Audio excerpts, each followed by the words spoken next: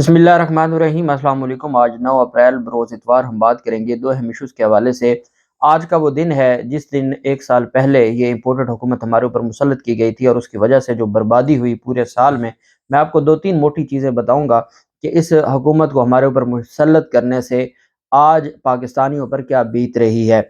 आज आपने देखा होगा सोशल मीडिया पर एक ही ट्रेंड है, वो या ब्लैक डे 9 अप्रैल को का किया जा रहा है और या इम्पोर्टेड हुकूमत नामंजूर दोबारा से वो पैनल में आ गया है और दोबारा से वो टॉप ट्रेंड बन गया है।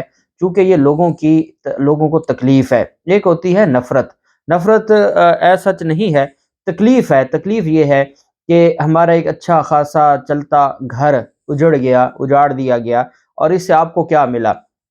आपके हाथ में क्या आया सिवाय रुसवाई के और सिवाय बदनामी के। और पाकिस्तान को इतना बड़ा नुकसान पहुंचाया गया। अहम तफसीलात हैं जो मैं आपके साथ शेयर करूंगा। साथ हम बात करेंगे आशियाना हाउसिंग रेफरेंस केस में शहबाज शरीफ ने बरीयत की दरख्वास्त दायर कर दी है और जो प्रेयर की गई है बड़ी दिलचस्प है, वो भी मैं आपके साथ शेयर करूंगा। और साथ हम बात करेंगे कि चीफ जस्टिस ऑफ पाकिस्तान के खिलाफ जो एक दरख्वास्त दायर की गई थी सुप्रीम जुडिशल काउंसिल में, उसके पीछे भी कौन मुलव्विस निकला? मुस्लिम लीग नून। और मुस्लिम लीग नून का वो मकामी रहनुमा है जिसने पहले इमरान खान पर मुकदमा दर्ज करवाया हुआ था और अब उन्होंने चीफ जस्टिस ऑफ पाकिस्तान के खिलाफ दरख्वास्त दायर की है। और पहले मैंने कहा था ये प्रॉक्सी वकील है, ये प्रॉक्सी नहीं, ये तो डायरेक्ट मामला इनका जो है वो नून लीग के घर जा पहुंचा। उसकी तफसील भी मैं आपके साथ शेयर करूंगा। पहले तो मैं आपको बताता चलूं कि अली अमीन गंडापुर को आज अदालत में पेश किया गया है। कल उनको राहदारी रिमांड पर डेरा इस्माइल खान से इस्लामाबाद मुंतकिल किया गया था और आज उनको मुतलका जो जुडिशल मजिस्ट्रेट साहब हैं उनकी अदालत में पेश किया गया। चूँकि ये दहशतगर्दी का मुकदमा है तो दहशतगर्दी के केसेस में जो जुडिशल रिमांड हो या फिजिकल रिमांड हो वो दहशतगर्दी अदालत ही देती है। लेकिन आज छुट्टी का दिन है, इतवार का दिन है और आज इंसदाद दहशतगर्दी की अदालत बंद होती है। तो सिर्फ जो ड्यूटी मजिस्ट्रेट हैं वो बैठे होते हैं मुख्तलिफ थानों के, जो इलाका मजिस्ट्रेट जिनको हम कहते हैं ड्यूटी मजिस्ट्रेट, वो बैठे होते हैं। तो वो इस तरह के जो अर्जेंट नेचर के केसेस हैं उनको देख रहे होते हैं। उसमें वो रिमांड के क्रिमिनल लॉ में रिमांड के, सिविल अदालतें इतवार वाले दिन मुकम्मल बंद होती हैं, उसमें कोई ऐसी अर्जेंसी नहीं समझी जाती कि इतवार वाले दिन अदालतें खोली जाएँ। इस वजह से सिर्फ जो फौजदारी अदालतें हैं और वो भी रिमांड की हद तक या जो अर्जेंट नौयत के मामलात हैं उसकी हद तक ही अदालतें ओपन होती हैं। तो वहाँ अली अमीन गंडापुर को पेश किया गया और बताया गया कि ये दहशतगर्दी का मुकदमा है, इस मुकदमे में हमने गिरफ्तार किया है, हमने कल मुतलका अदालत में पेश करना है। चूँकि 24 घंटों से ज़ायद हम अपने पास तहवील में नहीं रख सकते, कानून की खिलाफ वर्जी है, हम आज आपके सामने पेश करने के लिए ले आए हैं कि आप हमें 1 दिन का रिमांड दें, जिस्मानी रिमांड, ताकि हम कल मुतलका अदालत में पेश कर सकें। अब ये जो हमारे मजिस्ट्रेट हैं उनके पास बड़ी पावर्स होती हैं, वो चाहें तो वो देखें केस की नौयत और अगर वो ये समझते हैं कि ये केस रिमांड का नहीं है तो वो उनको ये फैसिलिटेट नहीं करेंगे कि आप कल मुतलका अदालत में पेश कीजिएगा, बल्कि वो डायरेक्ट जुडिशल रिमांड पर जेल भी भेज देते हैं। और ये भी होता है, जो अक्सर क्या किया जाता है, अक्सर ये होता है कि वो चूँकि उनका दायरा इख्तियार नहीं होता तो वो उस मामले में नहीं पड़ते और वो फिर 1 दिन का रिमांड दे देते हैं कि कल मुतलका अदालत में पेश किया जाए। तो जो अली अमीन गंडापुर है उनका 1 दिन का रिमांड मंजूर हुआ है और उनको कल दोबारा जो मुतलका अदालत है इंसदाद दहशतगर्दी की उसमें पेश किया जाएगा और उसमें पेश करके फिर आगे जो है वो फर्दर अगर रिमांड की इस्तदा की जाएगी, रिमांड मंजूर होता है नहीं होता। और कल भी बाबर अवान साहब की जानिब से भी और पाकिस्तान तहरीक इंसाफ की जो क़यादत है उन्होंने कोशिश की मुलाकात करने की और जब रात को उनको थाने में लाया गया तो कोशिश थी उनकी कि मुलाकात की जाए और किसी तरीके से अली अमीन गंडापुर से मिला जाए, लेकिन उनको मिलने की इजाज़त नहीं दी गई। तो 1 रोज़ा जिस्मानी रिमांड पर अब उनको भेज दिया गया है, उनको पुलिस के हवाले कर दिया गया है। दूसरी तरफ ये 9 अप्रैल 2022 ये वो दिन है जिस दिन हमारे मुल्क में ये इम्पोर्टेड हुकूमत हमारे ऊपर मुसल्लत की गई और शहबाज शरीफ ने जिस दिन सुप्रीम कोर्ट ऑफ पाकिस्तान में जाके तकरीर की थी चीफ जस्टिस ऑफ पाकिस्तान के सामने खड़े होकर कि जी 6 माह में मैं इस मुल्क को पता नहीं कहाँ से कहाँ पहुँचा दूंगा। तो आज वही सुप्रीम कोर्ट है, वही विक्टिम है। और मुझे आसिफ सईद खोसा साहब की वो बात बहुत याद आती है। जब पनामा पेपर्स केस चल रहा था तो आसिफ सईद खोसा साहब ने एक बात की थी कि शरीफ खानदान के साथ जो एहसान करता है उसी को ये जलील करते हैं और ये अपने मोहसनों को के पर काटने वाले लोग हैं। اور انہوں نے ایک مثال دی تھی لیکن یہ حقیقت تھی کہ یہ ایسے ہی ہوا، اور عمر رضا بندیال صاحب کو بھی آج اس بات کا اندازہ ہو گیا ہوگا۔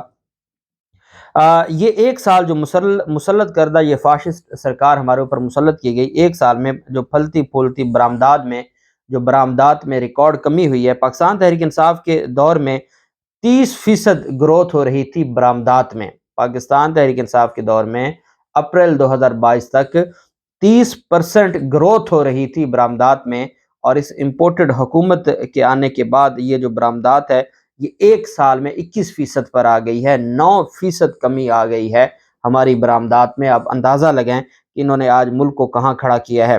دوسری جانب جب یہ 2022 میں امپورٹڈ حکومت مسلط کی گئی تو اس وقت جو ڈالر کا ریٹ تھا وہ 182 تھا، آج 288 ہے، 100 سے زائد روپے مہنگا ہو گیا۔ اور آپ اندازہ لگائیں کہ جو قرضے ہم نے ڈالرز میں دینے ہیں تو 100 سے زائد ڈالر مہنگا ہونے سے جو خربوں روپے کے قرضے ہمارے اوپر چڑھ گئے ہیں، اور وہ قرضے وہی ہیں، وہ صرف ڈالر کے ریٹ کی وجہ سے وہ اتنے زیادہ ہو گئے ہیں کہ جس کا کوئی اندازہ نہیں ہے۔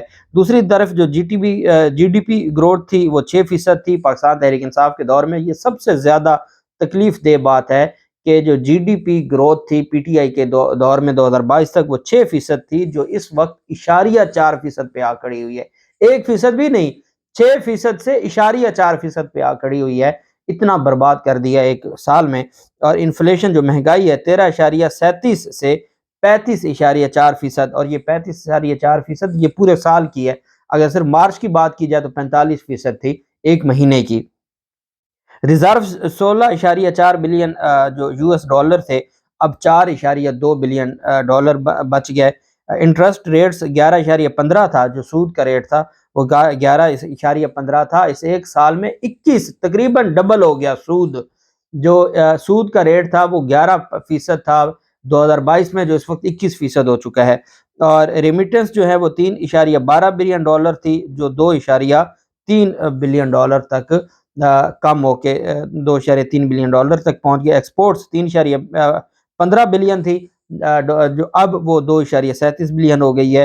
اور مودی ریٹنگ B3 تھی، اب CAA3 ہو گئی ہے، اور یہ جو اس سے 2 گنا کم ہو گئی ہے جو ریٹنگ ہے ہماری مودی کی۔ اور فارن ڈائریکٹ انویسٹمنٹ جو ہے وہ 1.32 تھی ڈالر جولائی فروری تک، اور اب وہ 784 ہو گئی ہے۔ باہر کے لوگ اب یہاں پر انویسٹ کرنا چھوڑ گئے ہیں، ان کو پتہ ہے کہ یہ سرکار کیا ہے اور ان کا مقصد کیا ہے۔ تو یہ ایک سال کا میں نے آپ کو بتایا ہے کہ جو یہ مسلط امپورٹڈ حکومت ہمارے اوپر مسلط کی گئی تھی اس کی وجہ سے ہمارے ساتھ کیا ہوا۔ دوسری جانب شہباز شریف نے آشیانہ ہاؤسنگ ریفرنس میں یہ بھی ایک بربادی تھی کہ جو NRO2 دیا گیا اور اس کی وجہ سے ہمارے ملک کا پورا نظام تباہ و برباد کر دیا گیا۔ اور اب انہوں نے جو یہ امپورٹڈ حکومت کے وزیر اعظم ہیں جو جن کے خلاف فرد جرم عائد ہونی تھی 11 اپریل کو اور 9 اپریل کو وہ ہمارے اوپر وزیر اعظم بنا دیے گئے تھے، تو اس وزیر اعظم نے جہاں ان کے خلاف Ramzan sugar mill case NAB ordinance کی وجہ سے ختم ہو چکا ہے، دوسرا جو نیب ریفرنس ہے آشیانہ، اس کو بھی بریت کی درخواست دائر کر دی ہے۔ ان کو پتہ ہے کہ حکومت جا رہی ہے اور ہمیں ہر صورت اب اپنے آپ کو ان کیسز سے چھڑوانا ہوگا۔ In view of the submissions made above, it is respectfully prayed that the petitioner accused، شکر ہے اپنے آپ کو accused لکھتے ہیں ملزم، be kindly acquitted of the charge at this very stage in the interest of justice. Any other relief، جو petition ہے جو پریئر ہے اس میں صرف اتنا لکھا گیا ہے جی کہ ہمیں آپ بری کر دیں۔ کیوں بری کر دیں؟ وہ آپ کو اسپیشل پروسیکیوٹر کی بات یاد آتی ہوگی، جو اسپیشل پروسیکیوٹر تھے جنہوں نے یہ بات کی تھی کہ مجھے FIA نے کہا 11 اپریل کو کہ یہ بن گیا ہے، 9 اپریل کو وزیر اعظم بن گیا ہے شہباز شریف، 16 اپریل کو الیکشن ہونا تھا پنجاب اسمبلی کا، پنجاب اسمبلی کا جو ہے وہ وزیر اعلیٰ بن جائے گا حمزہ شہباز، تو مجھے کہا گیا کہ جی وزیر اعظم اور وزیر اعلیٰ کے خلاف مزید ہم نے مقدمہ نہیں چلانا، اس وجہ سے آپ اس کیس سے پیچھے ہٹ جائیں۔ یہ کون کہنے والا تھا؟ یہ کہنے والا تھا جی اس وقت کا جو اسپیشل پروسیکیوٹر تھا، اور اس بنیاد پر پھر سپریم کورٹ آف پاکستان نے ایک آج کو نوٹس لیا تھا، لیکن بدقسمتی سے پھر سپریم کورٹ آف پاکستان نے ان کو ڈھیل دی، جس ڈھیل کی وجہ سے یہ آج گلے تک پہنچ گئے۔ اب بات ہے چیف جسٹس آف پاکستان کے خلاف جو ریفرنس دائر کرنے والے ہیں اور عمران خان کے خلاف تھانہ کوہسار میں مقدمہ درج کرنے والا ہے، وہ ہے جی سبطین خان، راجہ سبطین۔ راجہ سبطین یہ ایک ہی شخص ہے، پاکستان تحریک انصاف کی سوشل میڈیا ٹیم کی جانب سے یہ انکشاف کیا گیا ہے، اور اظہر مشوانی بھائی ان کے ساتھ ہماری کل ملاقات بھی ہوئی ہے رات کو کافی دیر، تو انہوں نے بھی اس کو ری ٹویٹ کیا ہے، جو اس بات کا انکشاف کیا جا رہا ہے کہ سپریم کورٹ آف پاکستان کے چیف جسٹس امرتا بندیال صاحب کے خلاف ایک درخواست دائر کی گئی سپریم جوڈیشل کونسل میں کہ جی چیف جسٹس کو عہدے سے ہٹایا جائے، چیف جسٹس کا عہدہ رکھنا درست نہیں ہے، اور چیف جسٹس غیر جانبدار نہیں ہے، وہ جانبدار ہیں، اور پھر اور بھی بہت سارے الزامات لگائے تھے۔ اور ایک بات میں نے آپ کو پہلے واضح کر دی تھی کہ یہ چیف جسٹس کے خلاف جو درخواست ہے یہ ریفرنس نہیں ہے، ریفرنس وہ ہوتا ہے جو صدر جاری کرتے ہیں یا صدر بھجواتے ہیں۔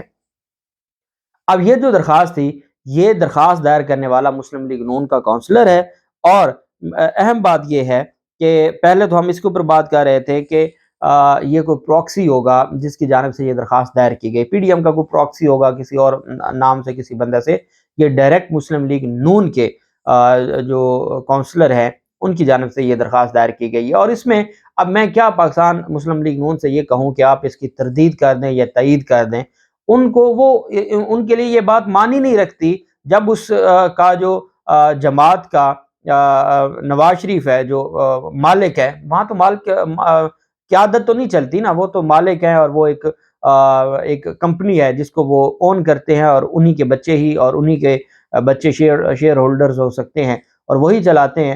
تو جب وہ چیف جسٹس آف پاکستان کے خلاف ایک الزامات پر مبنی ٹویٹ کر سکتا ہے، مریم نواز نے جو استعفے کا مطالبہ کیا اور جس طریقے سے توہین آمیز ٹویٹ کیے، تو جب اور مریم اورنگزیب نے جو پریس کانفرنس کی، اس کے بعد میں کیسے کہوں کہ جی یہ جو خبر ہے کہ سپریم نون لیگ کے مقامی رہنما سپریم کورٹ کے چیف جسٹس کے خلاف باقاعدہ سپریم جوڈیشل کونسل میں درخواست دائر کر رہے ہیں، کیا یہ آپ اس کی تائید کرتے ہیں یا تردید کرتے ہیں؟ تو میں کیسے کہوں جب ان کی قیادت یہ کہہ رہی ہے، تو پھر ان کے جو لوگ ہیں یا انہوں نے کیسے نہ یہ درخواست دائر کروائی ہوگی۔ میں نے آپ کو بتایا تھا ان درخواستوں کی کوئی حیثیت نہیں ہے۔ جس طریقے سے عمران خان کے خلاف انہوں نے مقدمات درج کروائے، ایک ہی مدعی ہے عمران خان کے خلاف مقدمے کا اور چیف جسٹس آف پاکستان کے خلاف درخواست دینے والا، اور یہ بڑی بدقسمتی ہے۔ الٹیمیٹلی ان درخواستوں کا کچھ نہیں نکلنا، ان درخواستوں کی کوئی قانونی حیثیت نہیں ہے۔ اللہ پاک پاکستان کا حامی و ناصر ہو۔ بہت شکریہ۔ اللہ حافظ۔ پاکستان زندہ باد۔